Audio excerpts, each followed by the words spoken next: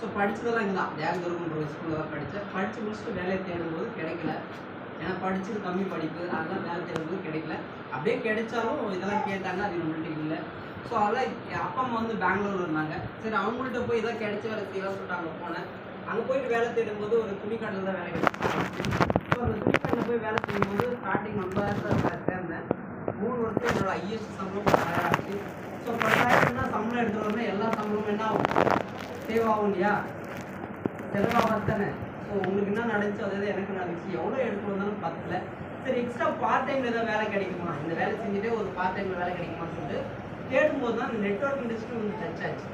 Network industry எனக்கு first எல்லாம் தெரியாது. என்னோட ஃப்ரெண்ட்ஸுங்கெல்லாம் சொல்லுவாங்க, இதை வந்து ஆளை பிடிக்கிறது, ஆளை சேர்த்து விடுறது, ஜனங்கிட்ட போய் நம்ம பேசணும், யார் வந்து சொல்கிறாங்களோ அவங்க தான் சம்பாதிப்பாங்க, நீ போய் சேர்ந்துடாத, சேர்ந்தா உனக்கு நாமம் தான் அப்படின்னு சொன்னாங்க. அதனால நான் என்ன பண்ணேன், எனக்கு வந்து ஒருத்தர் பர்சனலாக அட்வைஸ் பண்ணி வந்து இந்த கான்செப்ட் சொன்னார். தம்பி வீட்டுக்கு தேவையான பொருள்லாம் எங்கே வாங்கன்னு கேட்டார். நான் சொன்னேன், வீட்டுக்கு தேவையான பொருள்லாம் பக்கத்துலேயே கடை இருக்குது, அதில் போய் வாங்கிக்கிட்ட சொன்னேன். அவர் சொன்னார், இனிமேட்டு அந்த கடையில் வாங்காத, எங்கள் கம்பெனியில் வாங்கு, மாதம் உங்களுக்கு சம்பளம் தர அப்படின்னாரு. எனக்கு சாத்தியமே இல்லை. ஒரு மாதிரி டவுட் வந்துச்சு. இவ்வளோ நாளாக நம்ம குட்டி கடையிலையோ பக்கத்துல கடையிலையோ நம்ம அப்பா வாங்குறாங்க, நான் வாங்குறேன், எல்லாரும் வாங்குறோம். ஒரு 100 ரூபாய் அந்த கடைக்காரன் வாபஸ் கொடுத்துக்கிடுவோம். 6 மாதம் 1 வருஷம் கிட்ட வாங்குறோம். ஆனால் இவர் வந்தார், எங்கள் கம்பெனியில் வீட்டுக்கு தேவையான பொருள் அதே பொருள் இங்கே வாங்கு, மாதம் உங்களுக்கு சம்பளம் தர அப்படின்றாரு. இது ஆச்சரியமாக இருந்துச்சு. இதை நம்ப முடியாதவும் இருந்துச்சு. சார் இந்த மாதிரி வேலைலாம் வேணாம், ஏதோ வேலை இருந்தால் சொல்லுங்கள், ஒரு 3 மணி நேரம் 4 மணி நேரம் நான் வேலை செய்கிறேன், அந்த செய்யறது மட்டும் 3000 5000 சம்பளம் கொடுத்தா போதும். அதே வேலை இருந்தால் சொல்லுங்கள். இதுமாரி இந்த ஆளுங்களை சேர்க்கறது, ஆளுங்களை போய் சொல்கிறது, பேசுறது, கூப்பிடுறது, இந்த வேலையை வேணாம்னு சொல்லிட்டு அவரை திட்டி அனுப்பிட்டேன். தலை குறையாக அனுப்பிட்டேன். 1 வருஷம் கழிச்சு ஒரு இன்டர்வியூ சொல்லிட்டு இன்னொரு ஃப்ரெண்டு கூப்பிட்டு போகிறாரு. இன்டர்வியூ போய் பார்த்தா இது மாதிரி மீட்டிங். அந்த மீட்டிங்கில் லாஸ்ட்டாக வந்து ஃபைனலாக சீட் கேஸ் நீங்கள் நான் இந்த பொசிஷன் இருக்கணும், அதுமாரி அந்த பொசிஷனில் அவர் வந்தார். எங்கள் வீட்டுக்கு வரும்போது பைக்கில் வந்தார். மாதம் 20,000 சம்பளம் சொன்னார். காது கொடுத்து கேட்கல. 1 வருஷம் கழிச்சு நான் இதேமாரி மீட்டிங்கில் இந்த இடத்துல சென்டரில் உட்காந்துருக்கேன். எழுச்சி போகணும்னு சொல்லி உட்காந்துருக்கும் போது அந்த நபர் கடைசியில் வந்து ஒருத்தவங்களும் அதேமாதிரி வந்து பேசிட்டே இருந்தாங்க. எனக்கு பிரிவு இல்லை. இன்டர்வியூ போய் சொல்லி என்னோட ஃப்ரெண்டு கூப்பிட்டு வந்து உட்கார வச்சிட்டான். பட் இதுமாரி மீட்டிங் போயிட்டு இருக்கு. கடைசியில் வந்து நபர் பேசும்போது தான் தெரிஞ்சு அது ஏற்கனவே எங்கள் வீட்டுக்கு வந்த நபர். ஸோ அவரோட இன்கமும் அவருடைய ஸ்டேட்டஸும் அன்றைக்கி சொன்னார். 1 வருஷம் கேப்பில் எங்கள் வீட்டு வரும்போது 20,000 சொன்ன நபர் அந்த இடத்துல வந்து ஸ்டேஜ் மேலே பேசும்போது மாதம் 2 லட்சம் சம்பளம் ஒரு காரணம் சொன்னாங்க. இது வந்து சாத்தியமா? ஏன்னா 3 வருஷமா ஒர்க் பண்ணுறோம். 9,000 சம்பளத்துக்கு போய் ஜாயின் பண்ணேன்.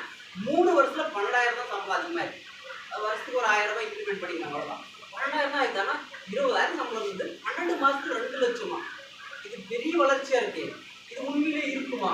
இருந்தாலும் பரவாயில்ல, ப்ரோக்ராம் முடிச்ச உடனே அவர்கிட்ட போய் கேட்கலாம்னு சொல்லிட்டு ப்ரோக்ராம் முடிச்ச உடனே அவர் செப்பரேட்டாக போய் மீட் பண்ணேன். சார் என்ன ஞாபகம் இருக்குமான்னு கேட்டேன். கண்டிப்பாக ஞாபகம் இருக்கு தம்பி, எப்படி இருக்கு, நல்லா இருக்கேன்னு கேட்டாங்க. நல்லா இருக்கேன் சார், ஆனால் 1 வருஷத்துக்கு முன்னாடி வந்தீங்க, ஸ்கூட்டி வச்சுருந்தீங்க, மாதம் 20,000 பண்ணீங்க, ஸ்டேஜ் மேலே ஏன் சார் பொய் சொன்னீங்க கேட்டேன். என்னப்பா பொய் சொல்லி சொல்கிறேன்? இல்லை எனக்கு சொன்னீங்க, நீங்கள் பைக்கில் வந்தீங்க, நான் பார்த்தேன், மாதம் 20,000 பண்ணீங்க, 1 வருஷம் தான் ஆகுது, 1 வருஷத்தில் எப்படி 2 லட்சம் வர முடியும்? நான் 3 வருஷமாக கஷ்டப்படுறேன், 12,000 ரூபாய் எடுத்துக்காங்க. ஒரு கம்பெனி பெஸ்ட் கம்பெனியாக இருந்தால் போதும், 3 வருஷத்துல அதாவது 1 வருஷத்துல ஒரு 10,000 ஜாஸ்தி பண்ணிருக்கோம். 20,000 30,000 ஆயிருக்கலாம், 40,000 ஆயிருக்கலாம். 2 லட்சம் ஒரு மாதத்துக்கு சொல்கிறீங்க, எப்படி சார் நம்ப முடியும் அப்படின்னு கேட்டேன். உண்மையிலே நான் என்ன பண்ணால் நீ நம்பு அப்படின்னு கேட்டேன். நான் ஒரே ஒரு விஷயம் தான் சொன்னேன். சார் நீங்கள் வாயால் சொல்கிறது எனக்கு தேவையில்லை, ஒரே ஒரு விஷயம், உங்கள் அக்கௌண்ட் டீட்டெயிலோட காட்டுங்க, நான் பார்க்குறேன். உங்கள் பணம் எனக்கு தேவையில்லை, அக்கௌண்ட் டீட்டெயில் பணம் வரல, மாதம் இவ்வளோ தான் வந்துச்சுன்னு காட்டுங்க, நான் வேணா நம்புறேன் அப்படின்னு சொன்னேன். டக்குன்னு ஒரு மொபைல் எடுத்தார், பேங்க் புக் ஓப்பன் பண்ணி என்கிட்ட காட்டினார். காட்டு வந்து புக் ஆகிடுச்சு. 2 லட்சம் பணம் பார்த்ததில்லை, ஒரே டைம் பார்த்ததில்லை. இந்த ஃபோனில் பார்த்துட்டு ஷாக்கு. ஏன்னா வருஷ கணக்கில் சம்பாதிச்சாலும் 12 மாதம் சம்பாதிச்சா 12,000 சம்பளம் தான். அதுவும் நிறுத்தினா பரவாயில்ல, சேவிங் பண்ணால் பரவாயில்ல, அது செலவாயிடும், மொத்தமாக பார்க்க முடியாது. ஆனால் அக்கௌண்ட்டில் பார்த்துட்டு ஷாக் ஆகிடுச்சு. சார் நானும் சம்பாதிக்கணும், உங்களுக்கு வந்து 2 லட்சம் தேவையில்லை, மாதம் 50,000 வந்தால் போதும். எங்கள் ஊருக்கு நான் ஆதார் 50,000 வந்துட்டாவே எங்கள் ஊருக்கு நான் என்ன சார் பண்ண அப்படின்னா, ஆதார் கார்டு கொடு, ஐடி பண்ணிக்க, இதில் பணம் கட்டுற வேலை எதுவும் இல்லை, வீட்டுக்கு தேவையான பொருள் கடையை மாற்றி வாங்கி பயன்படுத்தி பாரு, நல்லா தான் 2 பேருக்கு சொல்லு அப்படின்னு. இவ்வளோ தான் நான் சிம்பிள் அப்படின்னு சொல்லிட்டு வாங்கி யூஸ் பண்ண மறுநாள் போனேன், ஆதார் கார்டு கொடுத்து ஐடி பண்ணேன், வீட்டுக்கு தேவை பொருள் அங்கே செலக்ட் பண்ணேன், ஒரு 1000 ரூபாய் 1500 பொருள் வாங்கி யூஸ் பண்ணேன். 1 வாரம் யூஸ் பண்ணேன். யூஸ் பண்ண உடனே பேஸ்ட் எனக்கு ரொம்ப பிடிச்சி போயிடுச்சு. ஹெர்பல் பேஸ்ட் இல்லையா, அந்த பேஸ்ட் ரொம்ப, ஏன்னா வெளியில் பேஸ்ட் பல் வலின்னு சொல்லிட்டு வாங்கி யூஸ் பண்ணோம்னா அந்த வலி வந்து எவ்வளோன்னா, அந்த பல்லு விளக்கும் போது தான் வலி இல்லாமல் இருக்கும். அப்புறம் திருப்பி வலி வந்துடும். ஏதோ ஒரு ஸ்வீட் சாப்பிட்டாவோ ஏதோ ஒன்று கடிச்சிட்டாவோ அந்த பல்லு திருப்பி ஸ்டார்ட் ஆகிடும். பட் நம்ம பேஸ்ட் 15 நாள் யூஸ் பண்ண அந்த அளவுக்கு மாற்றம் தெரியல. 15 நாள் அப்படியே வலி இருந்துச்சு. நான் நினைச்சேன் நீங்க சொன்னது கண்டிப்பா பொருள் வாங்கி யூஸ் பண்ணுன்னு சொல்லிட்டாரு. பேஸ்ட் வேற வாங்கிட்டு நம்ம இந்த பேஸ்ட் பார்த்தா யூஸ் பண்ணும்போது பழைய பேஸ்ட் டிஃப்ரெண்ட் தெரியல, ஒன்றும் தெரியல, வலி அப்படியே தான் இருக்குது அப்படின்னு சொல்லி நான் யூஸ் பண்ணிட்டே இருந்தேன். சார் இந்த பேஸ்ட் சரியில்லை அப்படின்ற மாதிரி அவர் சொன்னாரு. எத்தனை நாள் யூஸ் பண்ணேன்? ஒரு 10-15 நாள் யூஸ் பண்ணிருப்பேன். இன்னும் 15 நாள் யூஸ் பண்ணு, அந்த பல்லு வலி சரியாகலன்னா அந்த பேஸ்ட் இன்னும் காசு கொடுத்து வாங்கலையும் அந்த காசு ஏன் பாக்கெட்டுன்னு ஒன்று தரேன்னு சொன்னார். எனக்கு சந்தோஷமாயிடுச்சு.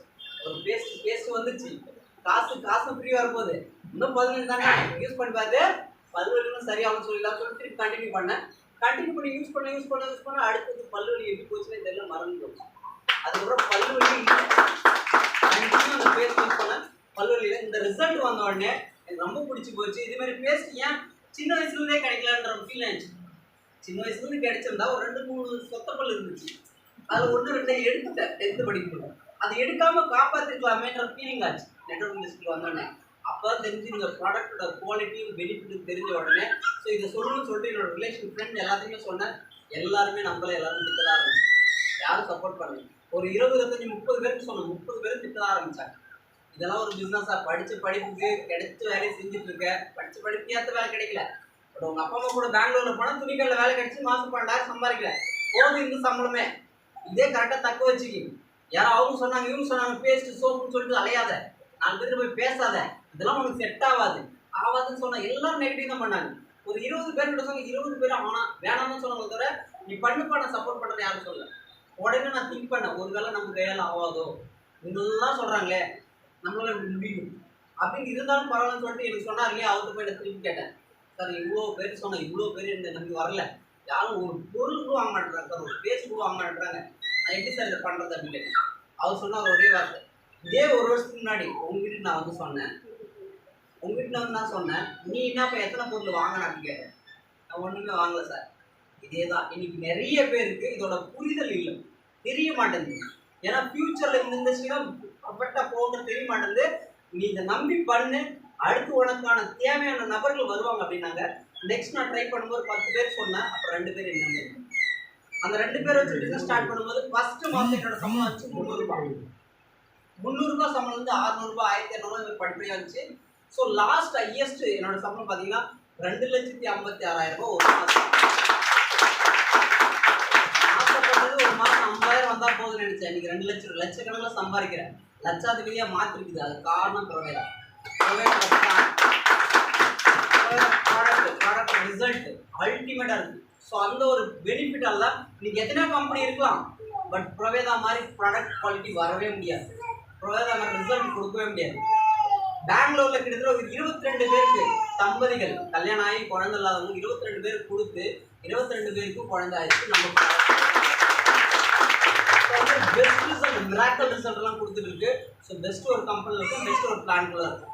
ஸோ ஃபியூச்சர்னா ஆகும் பார்த்தீங்கன்னா ஃபியூச்சர் எல்லாருக்கும் நெட்வொர்க் இண்டஸ்ட்ரினா கண்டிப்பாக தேவை.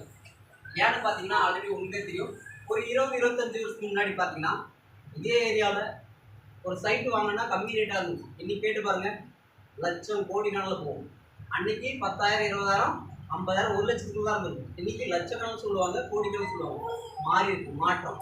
அதே ஒரு 25 வருஷத்துக்கு முன்னாடி 8வது படிச்சிருந்தா போதும் கூப்பிட்டு கவர்மெண்ட் வேலை கொடுத்தாங்க. இன்னைக்கு படிப்பு மேலே படிப்பு, டிகிரி மேலே டிகிரி பிடிச்சிட்டு போனாலும் கவர்மெண்ட் வேலை தரமாட்டாங்க, கீழே நின்னாலும் தரமாட்டாங்க. ஸோ அதே மாதிரி தான் நெட்வொர்க் இண்டஸ்ட்ரி. நிறைய பேருக்கு நம்பிக்கை இல்லை, நிறைய பேருக்கு புரியல. நீங்கள் போய் சொல்லும்போது 10 பேர் 2 பேர் தான் ஓகே சொல்லுவாங்க, மீதி 8 பேருக்கு அவங்களுக்கு புரியாது.